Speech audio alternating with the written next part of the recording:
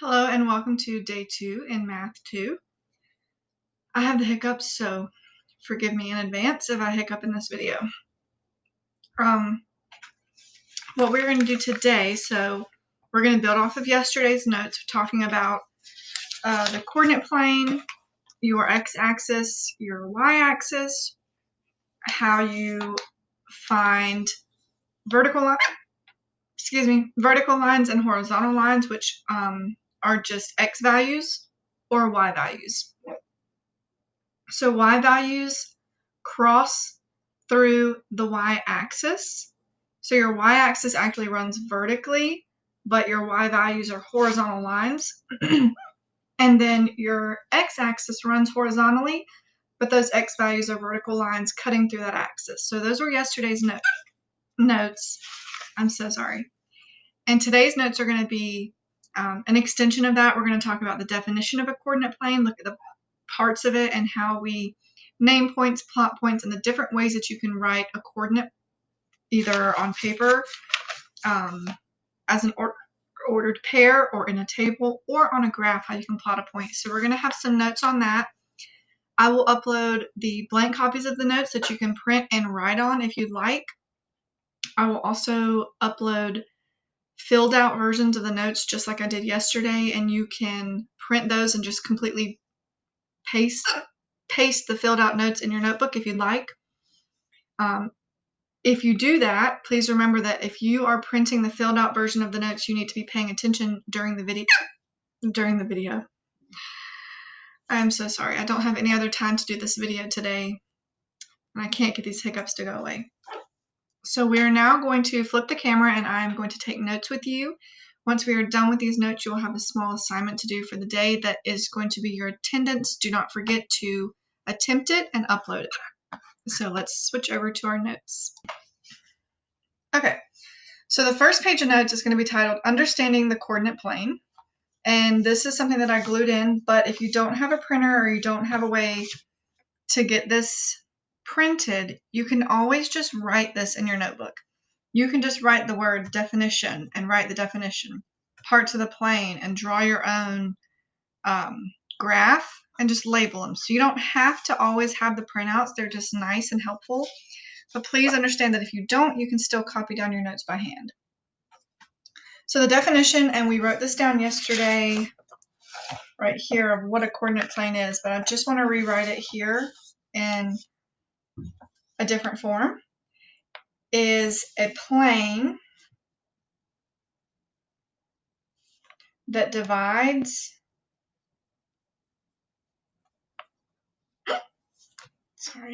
graph into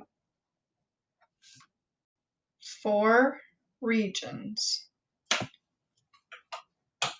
Okay, and so then we're going to move into the parts of the plane, which we're going to label. It's the origin, quadrants, x-axis, and y-axis. So we talked about origin, x-axis, and y-axis yesterday. And I'm going to color code these for you here.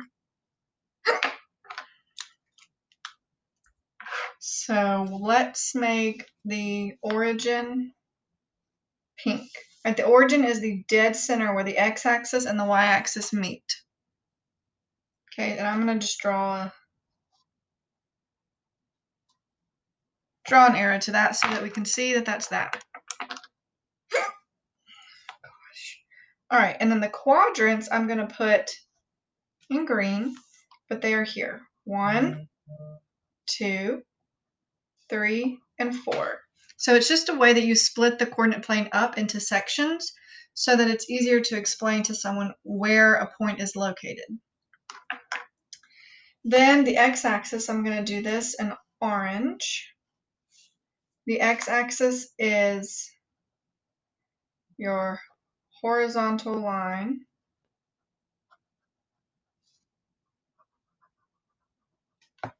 Right, and we learned that yesterday. And the y-axis is your vertical line. Okay, so those are all the different parts that you're going to see on a coordinate plane and what they're called. An ordered pair, we also talked about this briefly yesterday, It's just a point on the coordinate plane.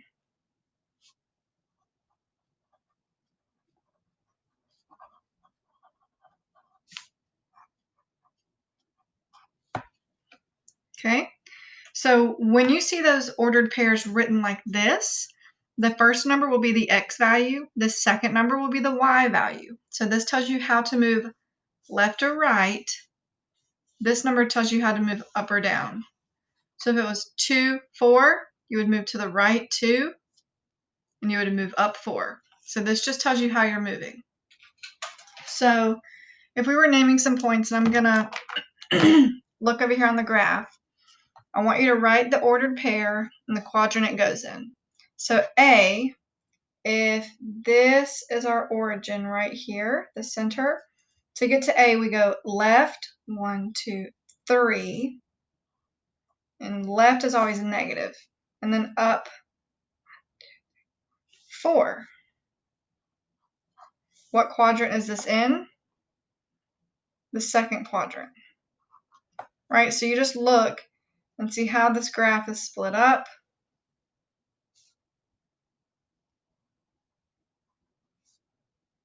And this is up in the second quadrant. Let me scoot that up some.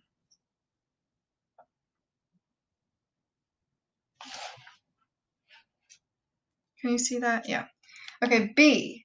I don't move left or right any. I'm just going to go straight up from the origin. So I don't go left or right. I just go up 2. When you don't move left or right, then your x value is just 0. Okay? And it's not in quadrant 1, 2, 3, or 4. It's literally on the axis. So over here we just write y-axis. Okay, for C, point C, it's right here. We need to move right or left first. So we go right 2 spaces, 1, 2, and down 3. So right 2, and then down 3 is a negative value. Okay, and that's in the fourth quadrant. D is right 1, 2, 3, 4, up 1. And that's in our first quadrant. E is -2, -3, down here in the third quadrant. And F, oh, there it is over 1, 2, 3, 4, 5, and I don't move up or down any. It's right there. So over 5, up and down, none. And that's actually on the x-axis. Okay? So it's going to be hard to get to this last part of my notes. There we go. A discrete graph is simply separate points. Do that every time. So if you had a graph, actually what we just saw was a discrete graph. And you just have points all over, and none of them are attached to each other. It's just points on a graph. That would be discrete. A continuous graph, it is connected with lines. So if you have your graph, you would have points that are connected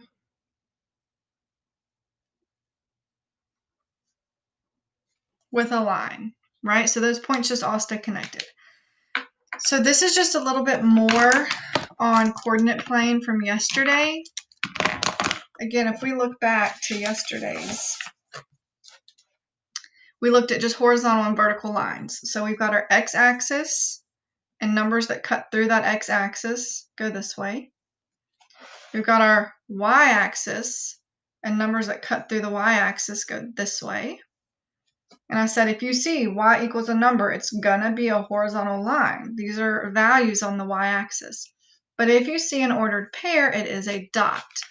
And so looking at today's notes, we were able to see that you've got 4 quadrants and you can have an ordered pair anywhere in those quadrants. And we plotted some and found these points ordered pairs.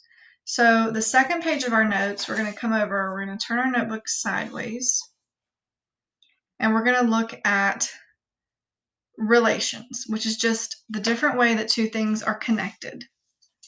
Okay, and so there's a lot of different ways that can happen. So a relation up top where it says definition, I want you to write a set of ordered pairs.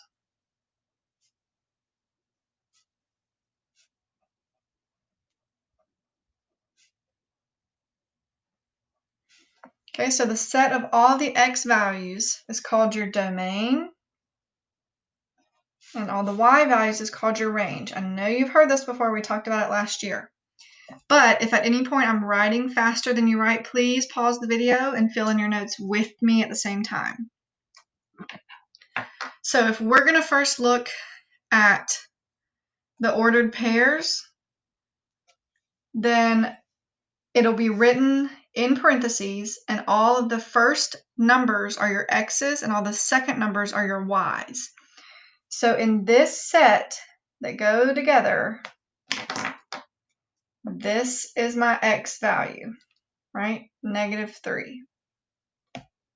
That 1 is actually my y value. Okay.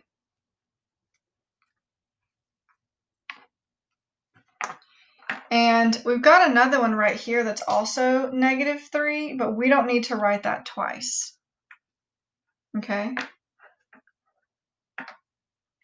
And when we write these down here, we want to go in order from lowest to highest. Okay, so -3 is the lowest x value I'm seeing in all these little ordered pairs. Then I see a -2 in this ordered pair. So -2 would be my x value in this one. 0 would be my y value. Well, actually, I shouldn't have wrote that 1 there because 0 is lower than 1, right? So 0's got to go in front of the 1. 0 is that y value. If we look at the next ordered pair, 1, 2, 1 is that domain or that x value. 2 is that y value. And 2 would come next. In the next one, we have 3 is that x value.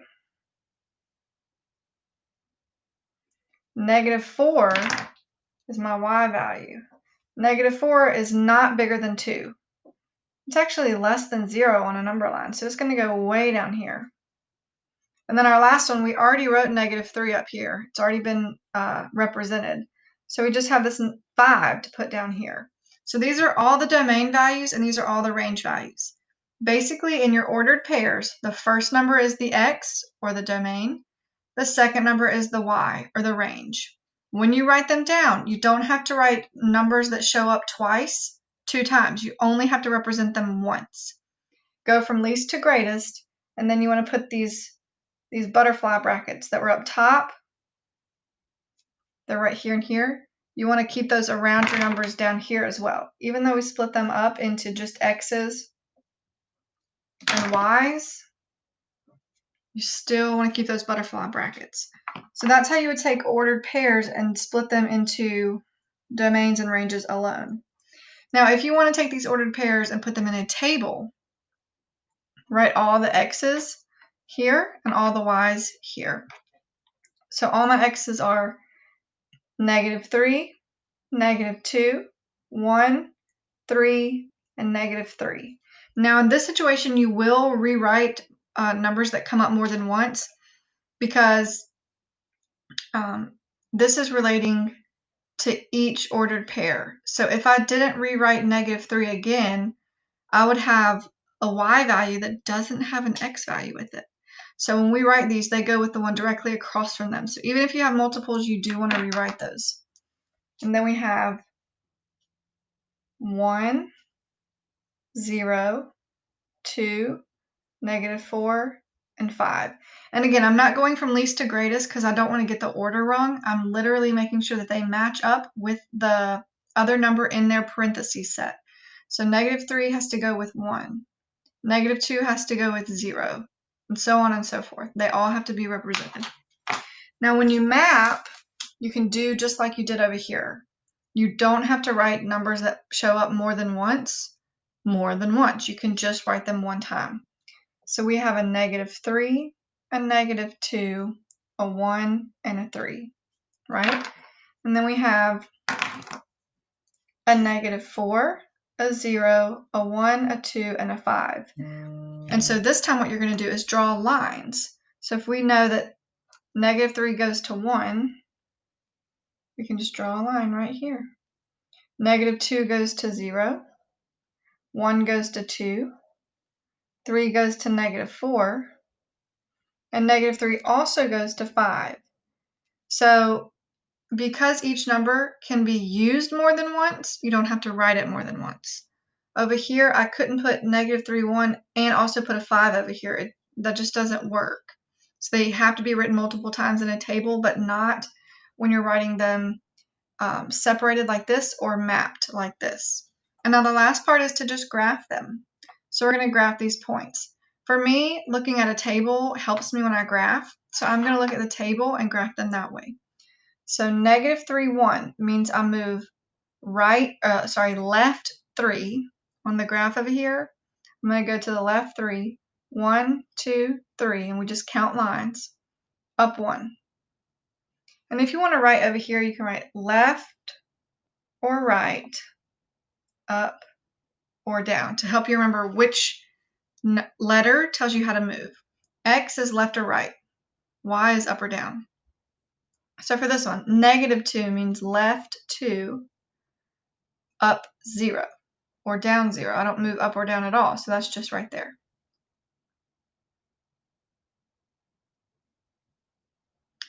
Okay, 1, 2. I go to the right 1 and up 2. And if you're wondering, how do you know if you go left or right or up or down?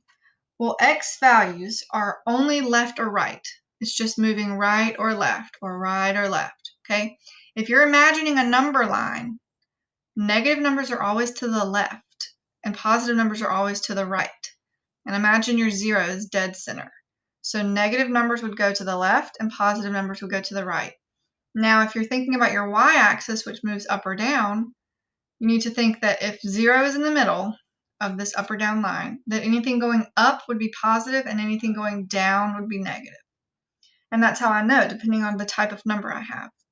So 3, -4. Well, 3 is a positive number, so if I can only go left or right, I'm going to go to the right because that's positive. So I went right 3, and then I'm going to go down 4. Oopsies. My pen touched the paper right there, but that was not a dot. And then -3, 5. I'm going to go to the left 3, then I'm going to go up 5. Okay, and those are my points. Okay, now your homework is going to be the last 2 sets of ordered pairs on this notes page. So you're going to attempt to fill these 2 out based on the example I gave you. So up here, you're going to do the exact same thing. You're going to split these X values and Y values up into a list. You're going to write them in a table. You're going to map them and graph them. Now on this last one, you're going to go backwards. So they gave you graphed points.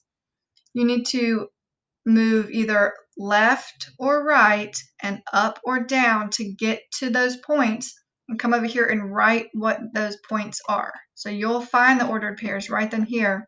Then you'll split them up the way you need to, and you'll upload a picture of that when you're done for the day. Okay, so you're going to pull a little bit of yesterday's material and kind of remember that when you were plotting points, and you're going to take that into today's lesson as well with looking at plotted points and finding the ordered pairs and writing them down and writing them different ways. and then taking ordered pairs and also plotting them. So when you're done with today's notes and you finish that last page, make sure that you just upload a picture of that to the classroom.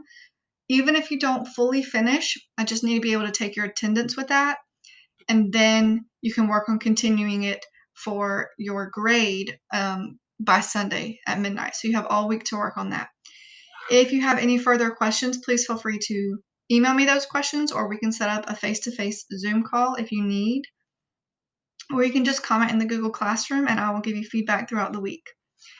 Thank you so much for watching today, and I will see you tomorrow.